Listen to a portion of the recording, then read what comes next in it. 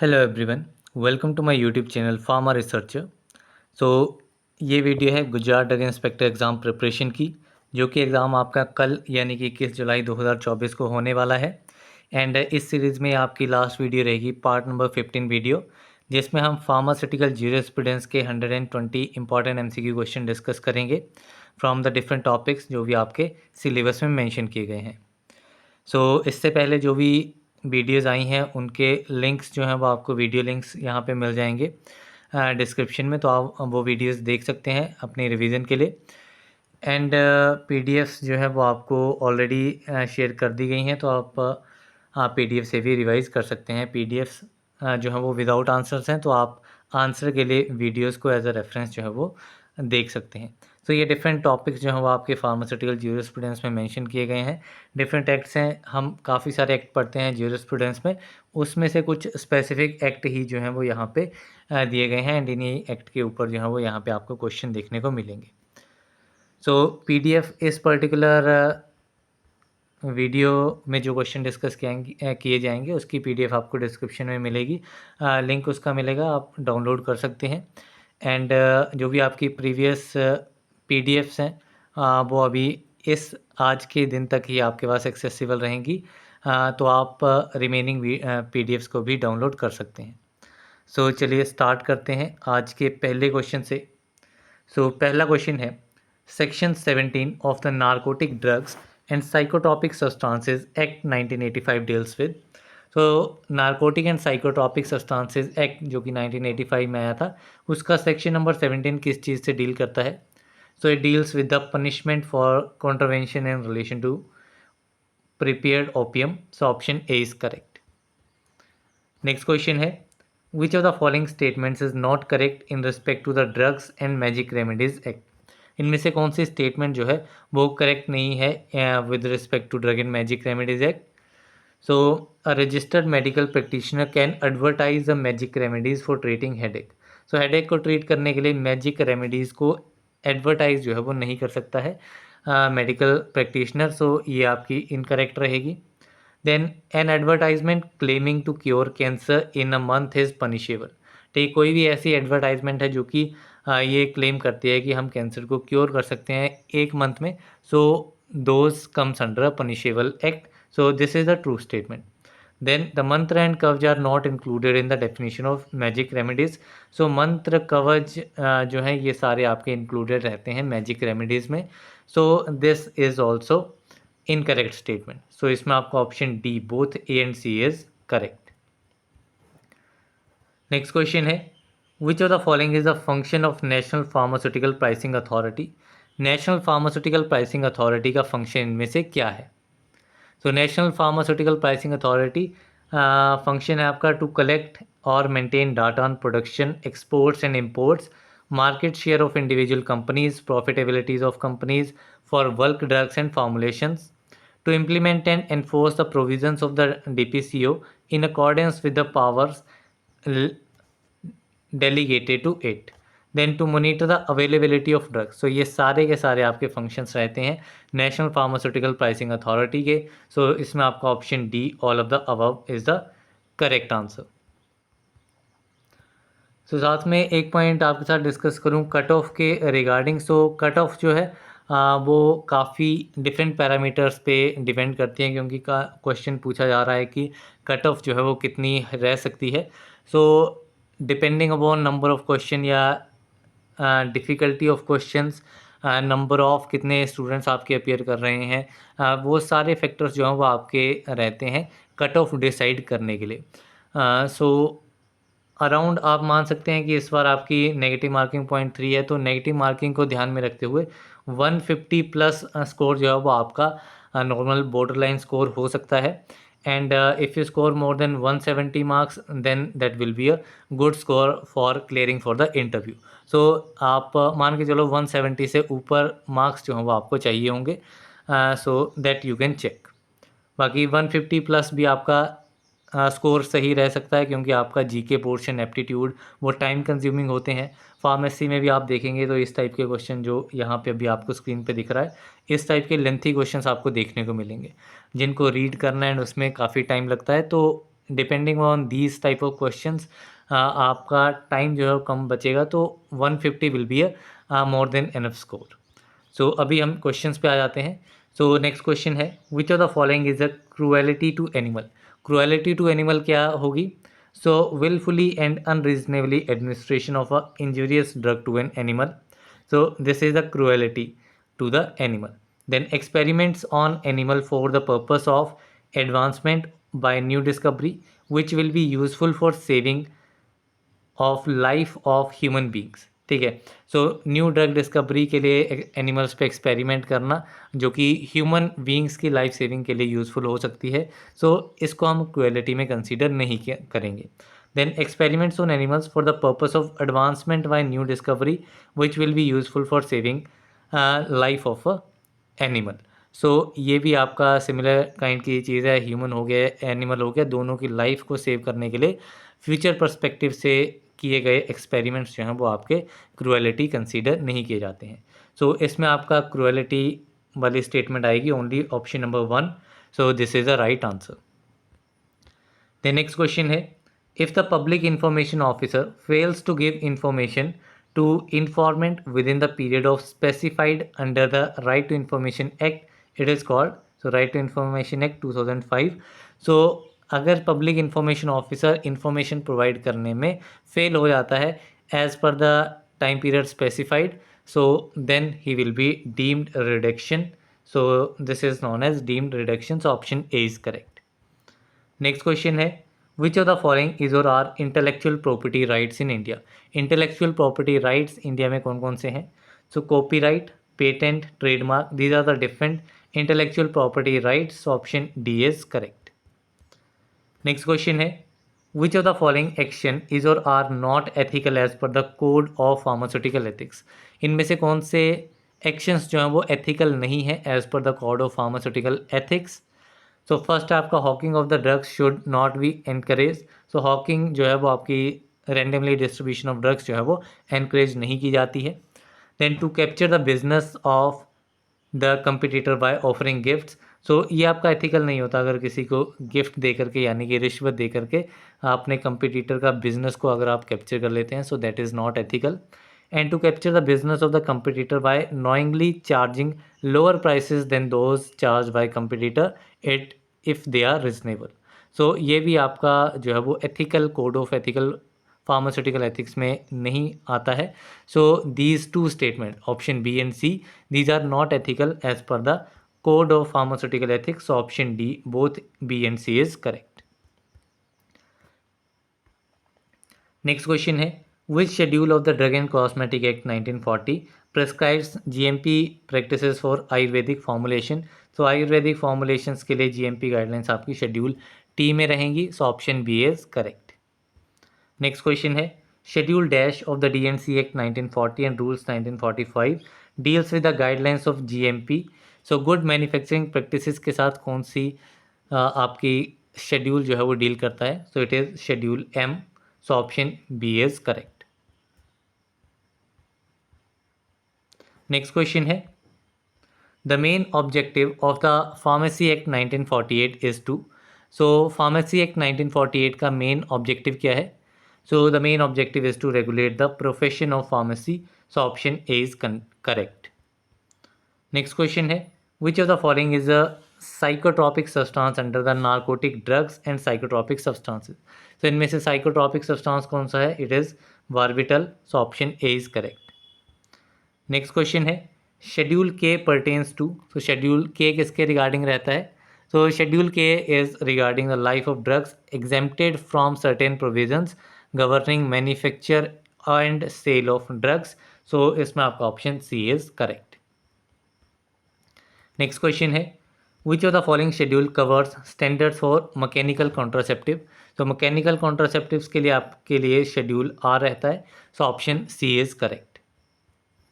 Next question है, which of the following organization comes under the purview of the right to information act 2005।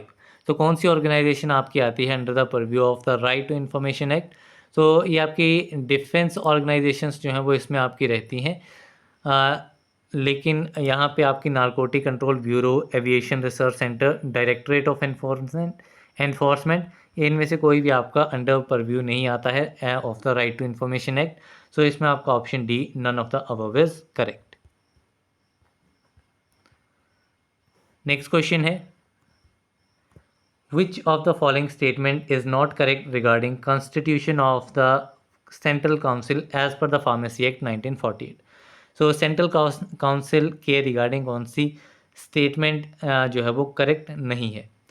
So first statement आपकी दी गई है, the director general of health services is one of the ex official member of the central council and if he or she is unable to attend any meeting can not authorise a person to attend the meeting. So ये statement आपकी जो first दी गई है ये आपकी incorrect statement है। So this is the right answer for this question. Then next question है, as per the code of pharmaceutical ethics which of the following is और are acceptable ethical practice? So acceptable ethical practice कौन सी रहेगी?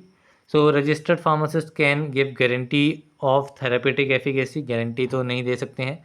Registered pharmacist can substitute an ingredient without consulting the prescriber, ingredient को substitute नहीं कर सकते हैं without consulting the practice. And registered pharmacist can render first aid in emergency, so first aid जो है वो प्रोवाइड की जा सकती है रजिस्टर्ड फार्मासिस्ट के द्वारा। सो इसमें आपका ऑप्शन सी जो है वो करेक्ट आंसर है।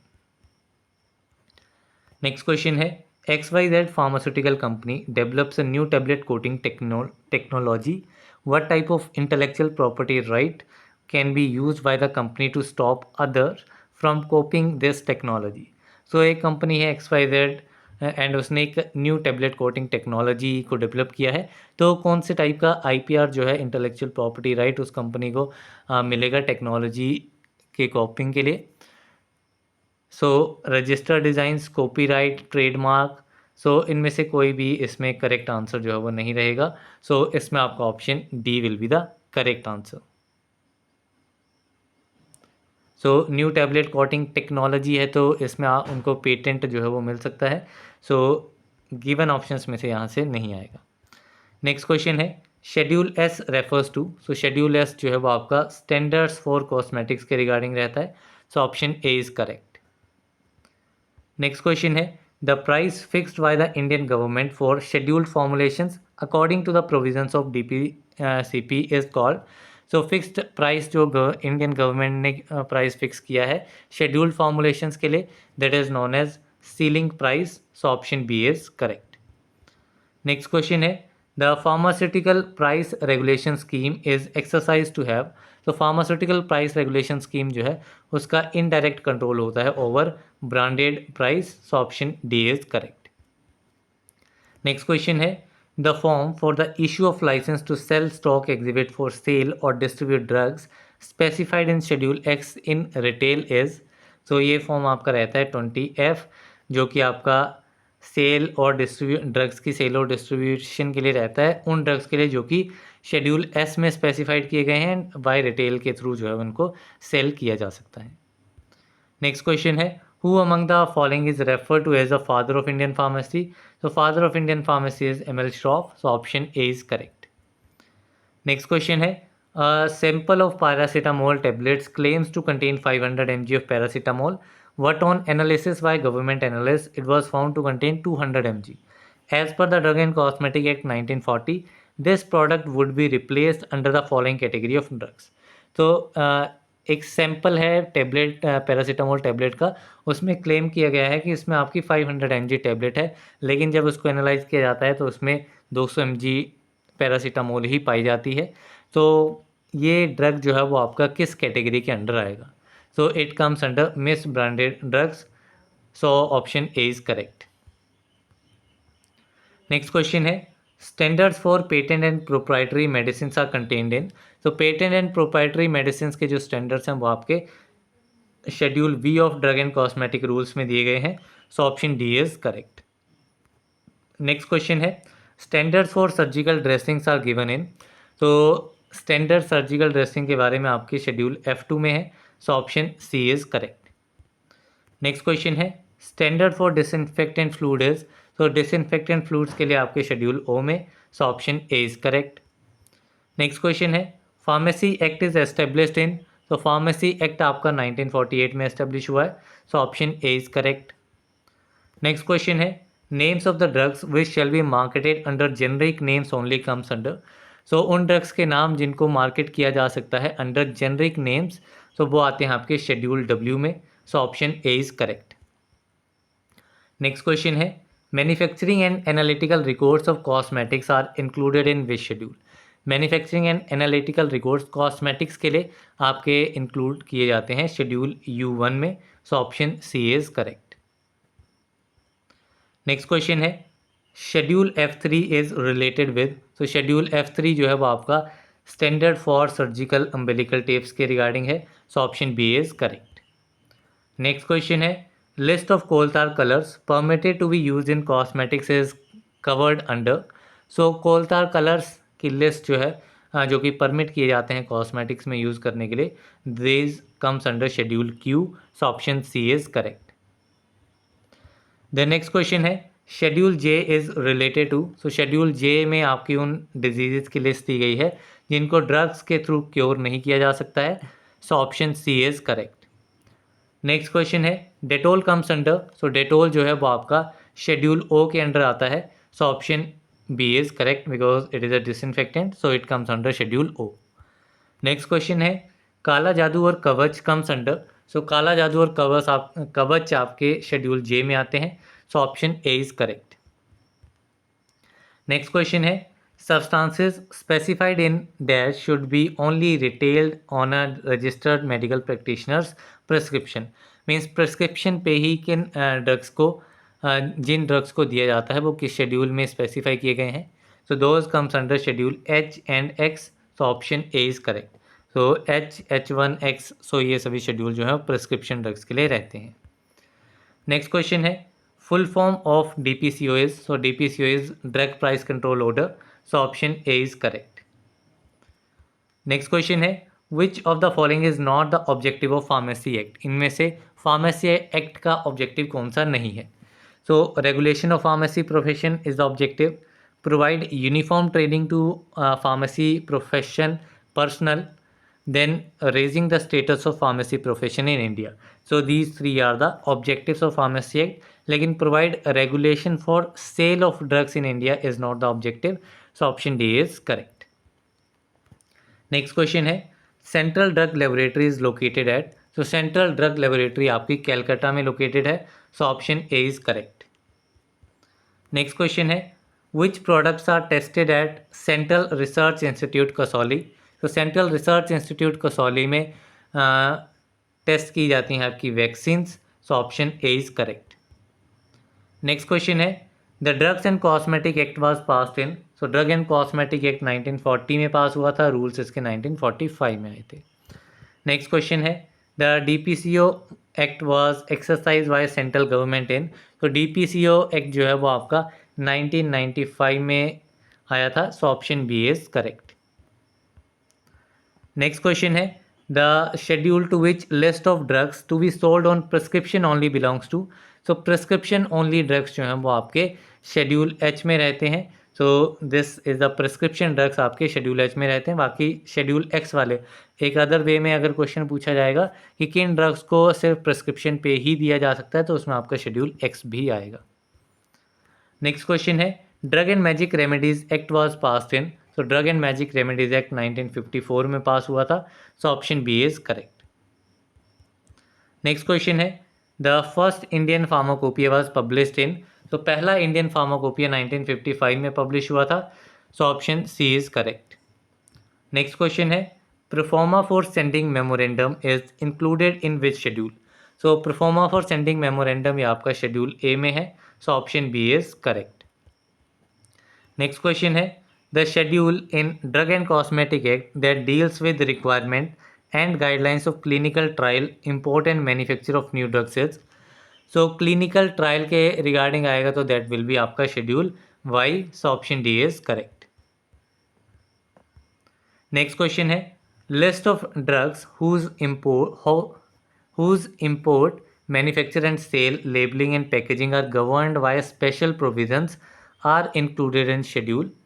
सो ये ड्रग्स जो हैं वो आपके शेड्यूल X वाले ड्रग्स होते हैं, जिनका इंपोर्ट मैन्युफैक्चर सेल जो है वो पूरा का पूरा आपका गवर्नमेंट के अंडर रहता है। So option A is correct. Next question है biological and biotechnological products are specified in, so they are specified in schedule C and C1, so option C is correct. Next question है diabetes comes under, तो diabetes जो है वो आपकी schedule J में आती है, so option D is correct. Next question है as per DNC act schedule N is related with, तो ड्रग एंड कॉस्मेटिक एक्ट के accordingly schedule N is related with the list of minimum equipment for efficiently running of pharmacy, so option C is correct. Next question है as per DNC act schedule FF is related with, तो schedule FF जो है वो आपका standard for ऑफ्थेल्मिक preparation के साथ related है, so option D is correct.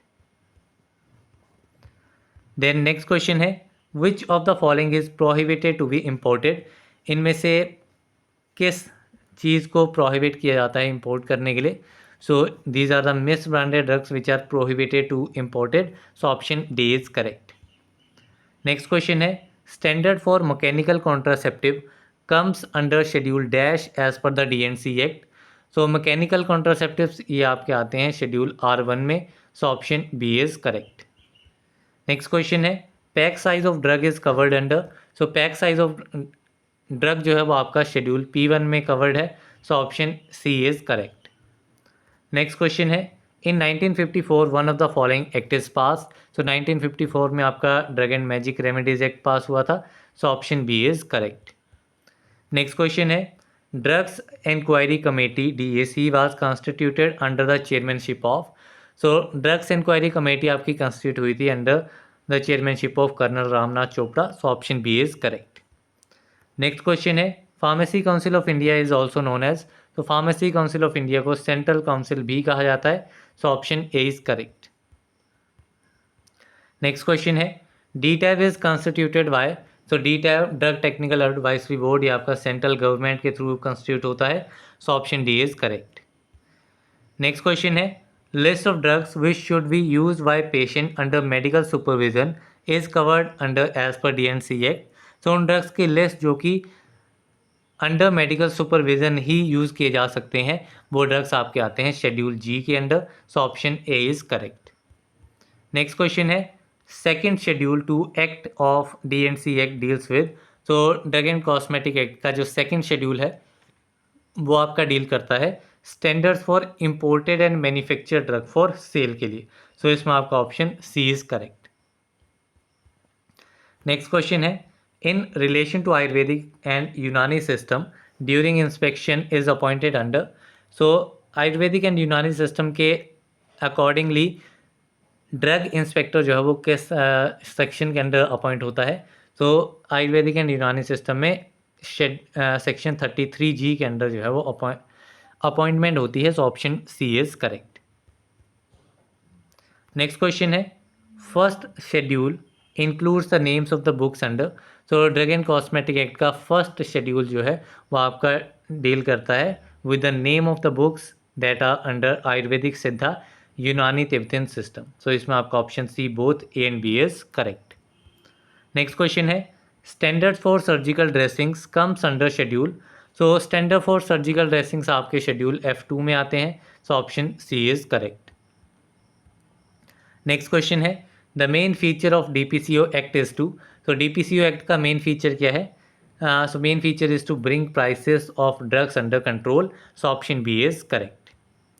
Next question है DTAB contains dash x officio members, तो DTAB जो है वो उसमें कितने एक्स ऑफिशियो मेंबर्स हैं, so there are 8 ex officio members, so option D is correct. Next question है the pharmacy council of India is constituted by the, तो pharmacy council of India constitute होती है by the central government, so option A is correct. Next question है who publish the Indian pharmacopoeia, Indian pharmacopoeia को कौन पब्लिश करता है, so it is published by the ministry of health and family welfare, so option C is correct. Next question है which of the following schedule gives standards of medical contraceptive, mechanical contraceptive के standards जो हैं वो आपके schedule R में दिए गए हैं, so option D is correct.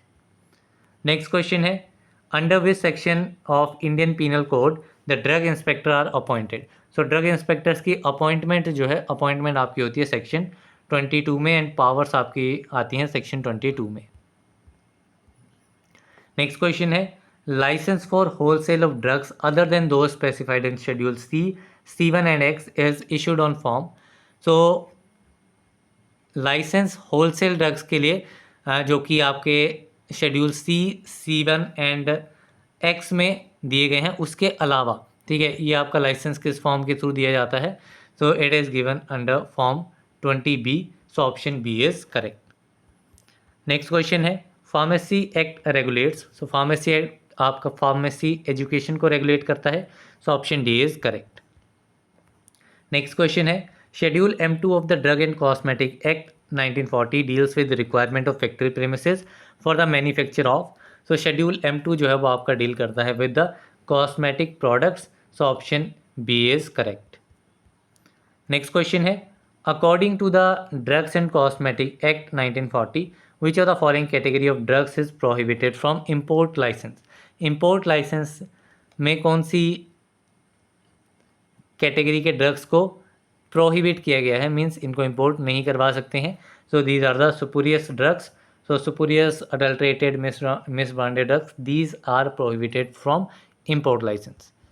Next question है powers of inspectors appointed under the drug and cosmetic act 1940 are mentioned under which of the following section. So ये मैंने आपको बता दिया, they are mentioned in the section number 22।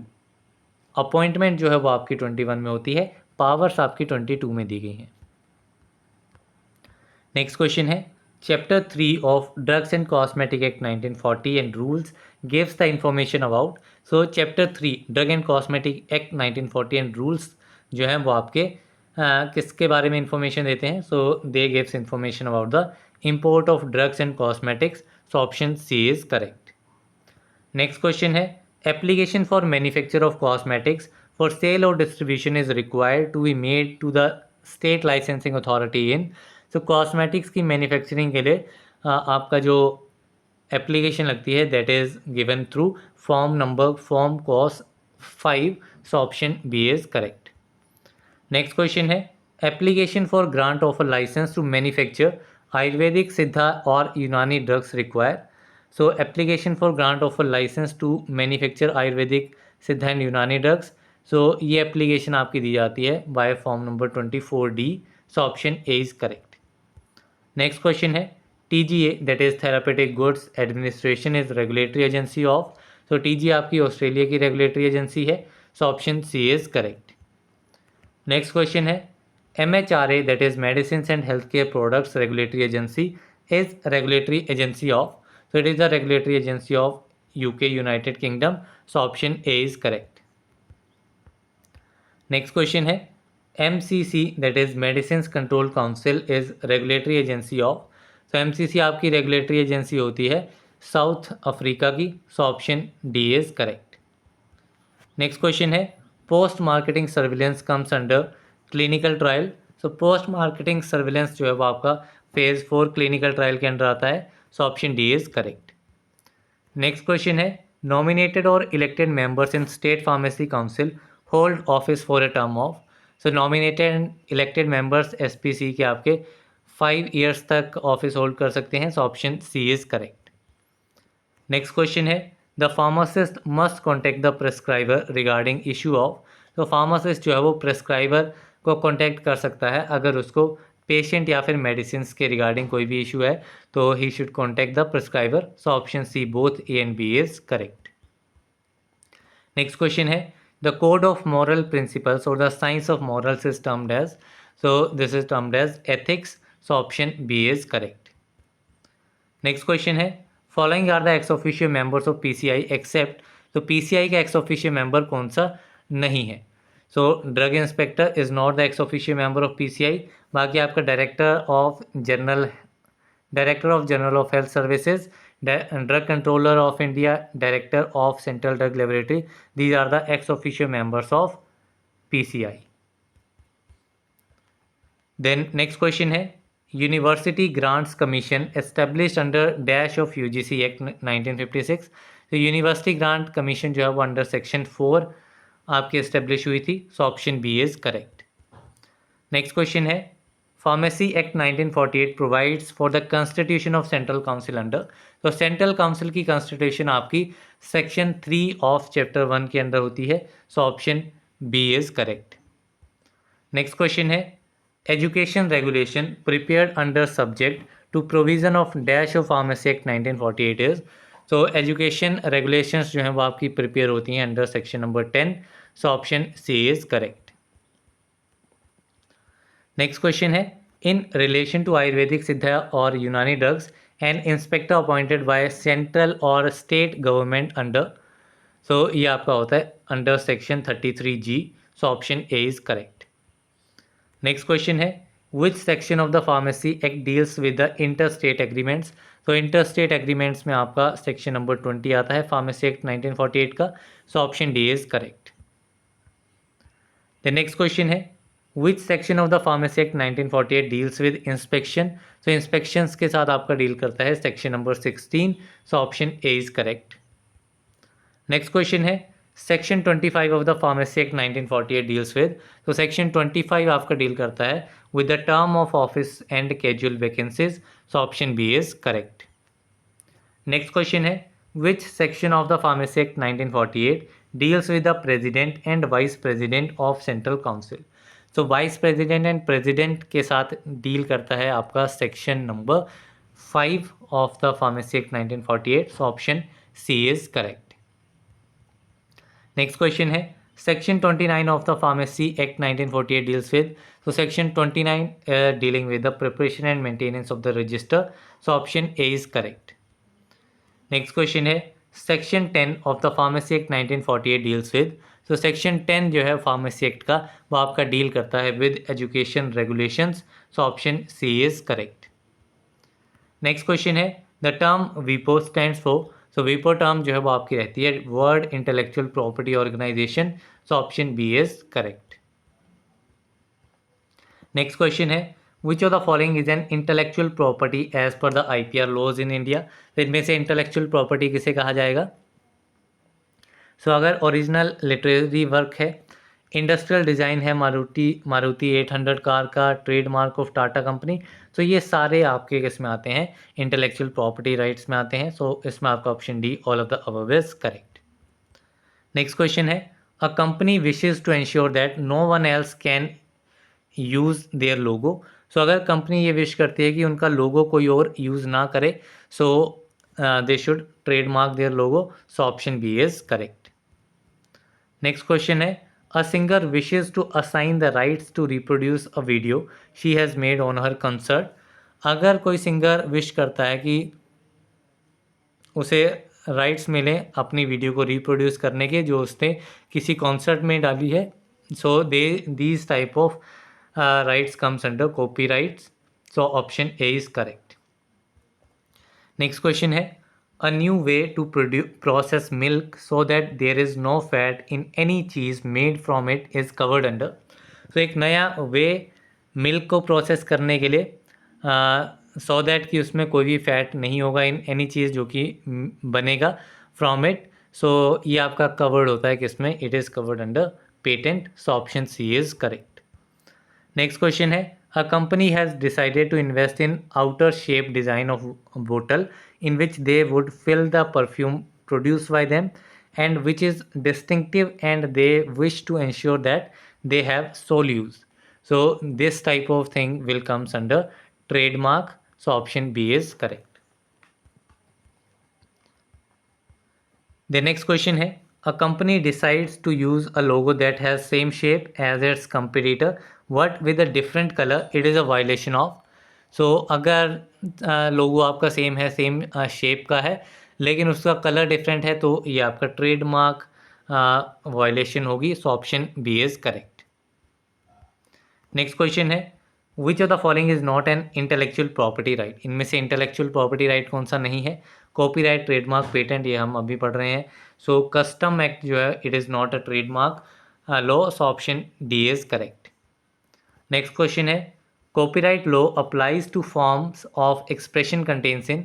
So copyright जो है अगर song, lyrics and musical compositions, sculptures and paintings, dramatic and literary works, तो ये सारे आपके कॉपीराइट के अंडर आते हैं। सो इसमें आपका option D all of the above is correct. Next question है trade in services includes which of the following. तो ट्रेड इन सर्विसेज आपका इंश्योरेंस में आता है, so option C is correct. Next question है ट्रेडमार्क लॉ प्रोटेक्ट्स। तो trademark law क्या protect करेगा? So it protect the words, symbols, devices that differentiate goods और services from one another. So इसमें आपका option A is correct. Next question है which of the following principles is applicable to trademark. इनमें से कौन से principal जो हैं वो ट्रेडमार्क के लिए एप्लीकेबल होंगे? तो trademark should be distinctive, trademark should be capable of distinguishing goods and services, a trademark should not cause confusion with previous trademarks. So ये सारे ही आपके प्रिंसिपल्स रहते हैं ट्रेडमार्क्स के लिए। So option D all of the above is correct. Next question है the term of copyright for an author last how long. तो copyright की टर्म जो है वो कितने टाइम तक रहती है? So it is for the period of 60 years. So option B is correct. Next question है the rights provided by copyright are. So copyright कौन कौन से राइट्स को प्रोवाइड करता है? So reproduction of the work in various forms, public performance and translate into other language, broadcasting by radio और cable. So ये सारे आपके कॉपीराइट्स में आते हैं। सो इसमें भी आपका option number D all of the above will be the correct answer. Next question है rights of patentee are. So patent के राइट्स क्या क्या हैं? सो जो भी मतलब पेटेंट फाइल करेगा उस पर्सन के क्या क्या राइट्स होंगे? सो वो अपना सेल कर सकता है, डिस्ट्रीब्यूट कर सकता है, लाइसेंस उसको मिलेगा, लाइसेंस दे सकता है, assign the property to others, दूसरों को प्रॉपर्टीज असाइन कर सकता है। So these are the different rights of the patentee. So option D is correct. Next question है symbol of Maharaja of Air India is. So symbol of Maharaja of Air India आपका trademark में आएगा। So option C is correct. Next question है design does not include. So design में क्या नहीं आएगा? तो डिज़ाइन में फीचर्स ऑफ द शेप, ठीक है, फीचर्स ऑफ शेप नहीं आएंगे। बाकी compositions of lines and colours, mode और प्रिंसिपल्स ऑफ कंस्ट्रक्शन, ये सारे आपके डिज़ाइन में आएंगे। So option A is correct. Next question है which of the following is और are included in geographical indications of goods. Geographical indication of goods में आपका क्या क्या इंक्लूडेड रहेगा? सो इसमें आपका हैंडीक्राफ्ट्स, फूड स्टफ, मैन्युफैक्चर, ये सारी चीज़ें इसमें रहेंगी। So option D all of the above is correct. Next question है prior art search includes. So prior art search जो है वो ये क्या इंक्लूड करेगी? So it includes a search of patent literatures and search of non patent literatures. So इसमें आपका option C both A and B is correct. Next question है dash is a right obtained by a person for his innovation. So innovation के लिए कौन सा right आपका रहेगा? So innovation के लिए आपका पेटेंट रहता है। So option B is correct. Next question है to obtain a patent the investor must given an application to dash of patent. So patent obtain करने के लिए एप्लीकेशन किसको दी जाती है? So it is given to the controller of the patent. So option B is correct. Next question है every patent will be valid for dash years from the date of filing of application. हर एक patent जो है वो 20 साल तक applicable रहता है। So option A is correct. Next question है every patent will be valid for 20 years from the date of. So patent जो है वो 20 ईयर्स तक एप्लीकेबल रहेगा from the date of filing, means approval से जब उसने फाइल किया है पेटेंट के लिए उस दिन से लेकर के आपका 20 ईयर्स तक पेटेंट रहेगा। द नेक्स्ट क्वेश्चन है the owner of the patent will get dash time period to put his invention to use. So जो ऑनर होता है पेटेंट का उसको टाइम मिलता है to put his invention to use is 3 years. So option A is correct.